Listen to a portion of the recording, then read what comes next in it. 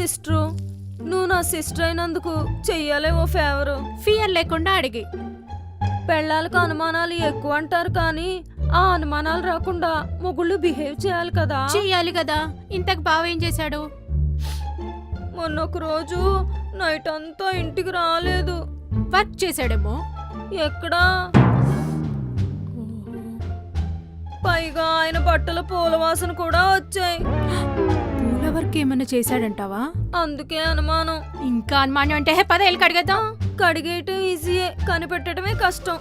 భర్త ఒక రాత్రి ఇంటికి రాలేదంటే 100 కారణాలు చెప్తాడు.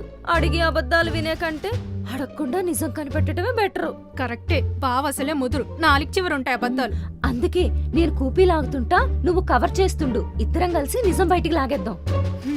సరే, ముందు నేను వెళ్తా, తర్వాత నువ్వు రా.